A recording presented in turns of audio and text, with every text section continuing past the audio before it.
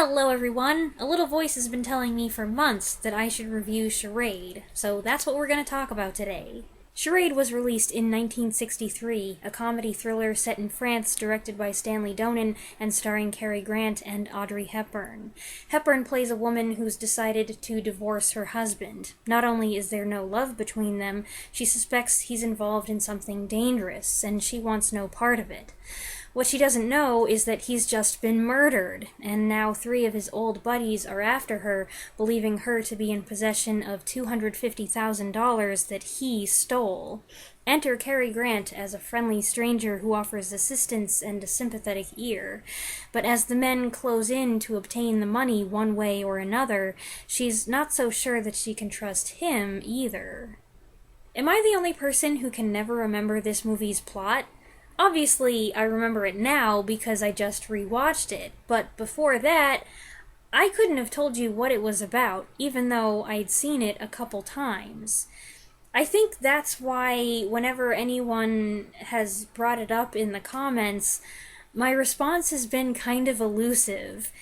Just a few weeks ago, someone recommended both Charade and The Taking of Pelham 123, and I was like, I've seen Charade a couple times, and I love The Taking of Pelham 123. It occurred to me later that someone could read that and come away thinking, oh, I guess she doesn't like Charade, which is not the case at all. I just didn't have as solid an opinion on it because I had a vague, impressionistic recollection of the film. When I think of Charade, I mostly recall Grant and Hepburn's interactions. I think of her eating an ice cream cone and the scoop plopping on his jacket. I think of him taking a shower with all his clothes on. I think of her trying on his glasses and him making this goofy expression. And I think of this line. Oh, you should see your face. What's the matter with it? It's lovely. They have such a delightful dynamic on screen that those are the bits that stayed with me, while I forgot other stuff like story, conflict, supporting characters. But that's not to say that the entire plot is a MacGuffin. It's not merely an excuse to bring 2 charming, attractive movie stars together. It's actually quite interesting and full of twists and intrigue. There's a lot to look at and puzzle over. I'm not arguing that this is a case where the story is just filler.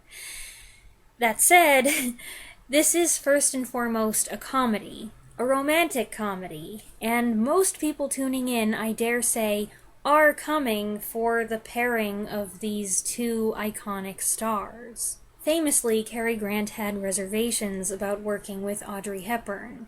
In this film, he's 59 years old and she's 34. His concern about age gaps is something I've talked about previously in other videos. I've apparently done quite a few Cary Grant movies. The older he got, the more uncomfortable he was playing a romantic leading man to a significantly younger leading lady, and he'd already turned down a couple opportunities to work with Hepburn. Only when the writers agreed to change the script so the lady would pursue him did he agree to do the film. And he ended up enjoying it so much that he expressed a desire to work with her again, although, sadly for us, that didn't end up happening before he retired from acting just 3 years later. I don't feel Grant's age is an issue here at all. This is an active role, and Grant is still believable as a man agile enough to jump across hotel room balconies and hold his own in a fist fight. Moreover, he's got a youthful spirit that belies his gray hair, and a willingness to be playful that some men many years his junior don't have. He seems about 10 years younger than he is, and his energy matches Hepburn's perfectly. There are a few reasons why Audrey Hepburn was an ideal match for him. She wasn't a new starlet. She'd been in films since 1948, and a decade had passed since her breakthrough role, during which time she'd often been paired with older leading men, and most of the time it worked. More importantly, Hepburn had a composure and maturity beyond her years.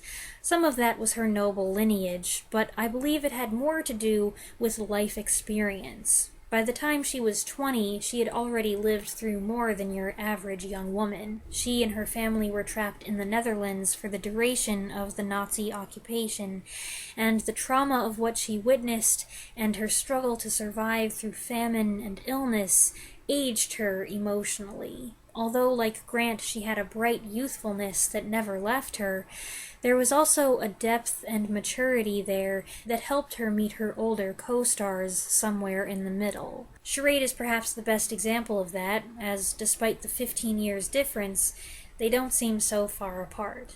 This wasn't an ingenue role, which she was too old for by this point anyway, and as promised, she's the one who does the instigating. She likes him from the moment she claps eyes on him, and she asks him to call her. She looks at him with hard eyes. She gets increasingly more flirtatious in spite of his protests and admonishments.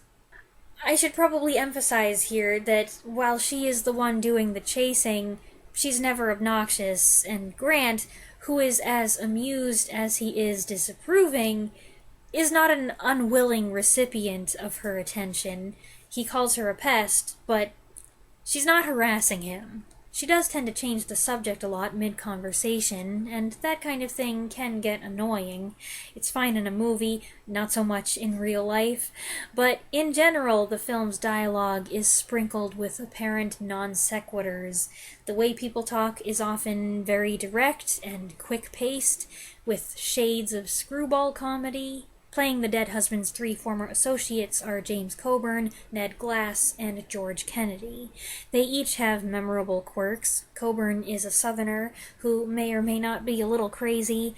Glass is an explosive sneezer, and bad-tempered Kennedy has a hook for a hand. Walter Matthau co-stars as an eccentric CIA administrator who is Hepburn's contact at the American Embassy, and he advises her on the situation as it keeps fluctuating.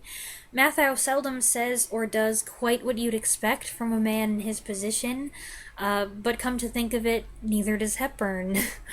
Charade is big on offbeat juxtaposition.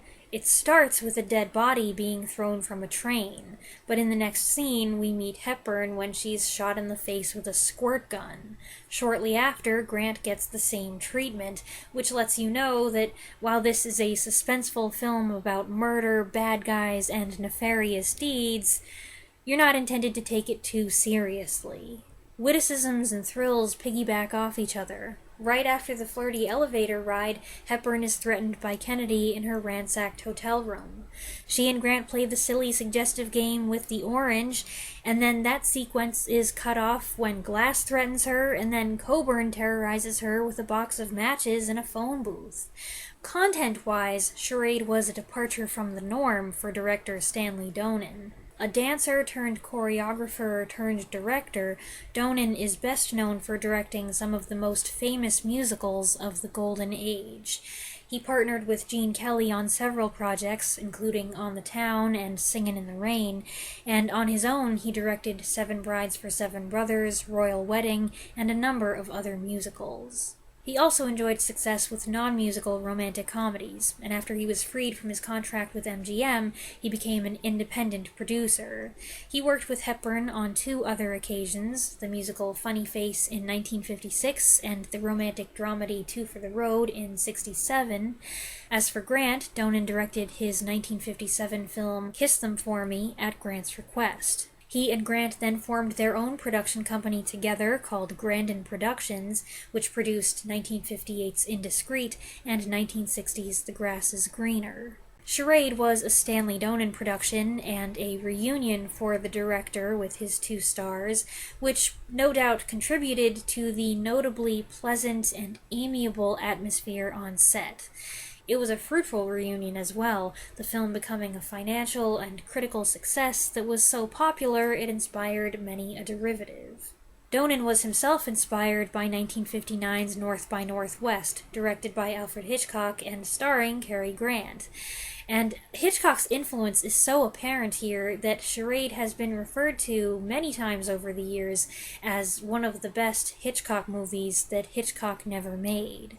I do find it interesting that Donen specifically referenced North by Northwest as his inspiration, because despite the familiar presence of Cary Grant, I felt the spirit and substance of this film was a closer match to some of Hitchcock's earlier British black and white thrillers. Specifically, the subtly sexy banter put me in mind of The 39 Steps and The Lady Vanishes. I love both those movies, especially their humor and the chemistry between the lead actors, so I'm certainly not complaining that Charade is following in their footsteps. And then, of course, there are several connections to 1955's To Catch a Thief, where Hitchcock paired Cary Grant, his favorite leading man, with Grace Kelly, his favorite leading lady. Both movies are set in France, both have Grant pose as a gentleman of dubious intent, and both have an assertive female pursuing an older male who's determined to be disinterested. Then again, there were also elements that reminded me of 1967's Le Samurai, directed by Jean-Pierre Melville and starring Alain Delon. Set in France, stylish thriller, suave movie star playing a morally ambiguous character. I would put Charade somewhere in the middle of these two films. It's not as rich and uppity as the society we see in To Catch a Thief, but it's a step above the world of Le Samurai. We're encouraged to wonder if Grant in Charade might be a killer. Thief's protagonist is a retired cat burglar, while Le Samurai's protagonist is a mostly cold-blooded assassin. Charade has more violence and death than To Catch a Thief, but not as much as Le Samurai, which of the three is the darker film. So I get a sense of gradation here that probably reflects the changing of the times. Going back a bit to the supporting cast, the little boy, Jean-Louis, is played by Thomas Chelimsky, a 6-year-old American who was living in France at the time with his parents. For a fun activity, they answered a casting call for a boy who could speak English with a French accent, and young Thomas ended up getting the part. He had a lovely time on set, which he describes as magical, and he came away with fond memories of the director, the writer, and the actors he shared screen time with. He had no understanding then of how famous they were. His sister Kathy appeared in Hepburn's film Two for the Road, also directed by Donen. Both siblings have just one film credit each, and both went on to become doctors.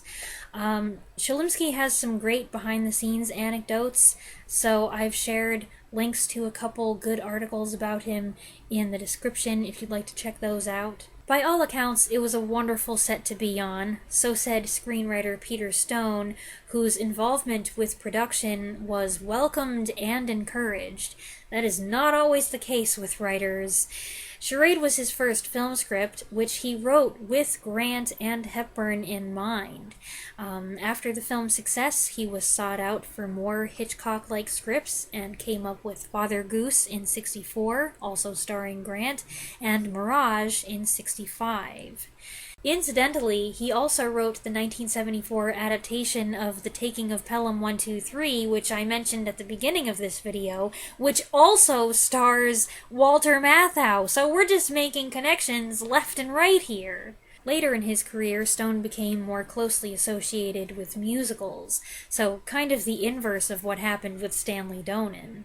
Fun fact, two of his successes in that department include the book of the stage musical Titanic, which has 2 songs that always make me cry, and he wrote the book for the musical 1776, which is one of my favorite movie musicals, primarily because of the amazing dialogue, which Stone wrote.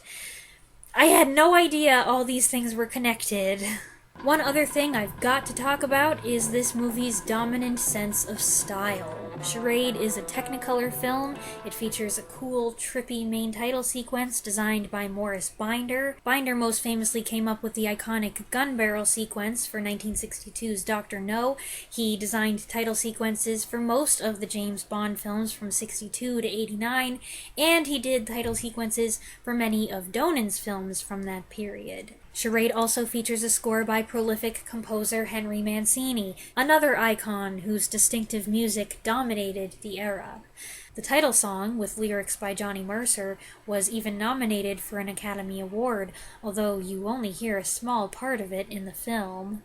And lastly, what some people might have mentioned first, of course, Hepburn wears stylish costumes designed by her good friend Hubert de Givenchy, who was her preferred designer on screen and off. Personally, I don't think just anyone can make these clothes work, but Hepburn could. She manages to look good in these hats, and not like a visitor from outer space. I think the most impressive thing about Charade is how it manages to strike such a happy balance between comedy and suspense. It has plenty of atmosphere, it treats its serious subject matter appropriately, and it has a few moments of brief but startling morbidity. Yet it's able to turn around and lighten the mood within seconds in a way that doesn't feel too abrupt or tacky. It's chic and it's smart and it maintains a good-natured lightheartedness, which makes it a thoroughly entertaining film, whether you're there for the mystery, or you're there for the romance, or you're there for the laughs. I hope you enjoyed this review of Charade. I'd love to hear your thoughts on this one if you've seen it, so go ahead and share those in the comments below. I look forward to reading what you all have to say, and I'll be back next time. Thanks for watching.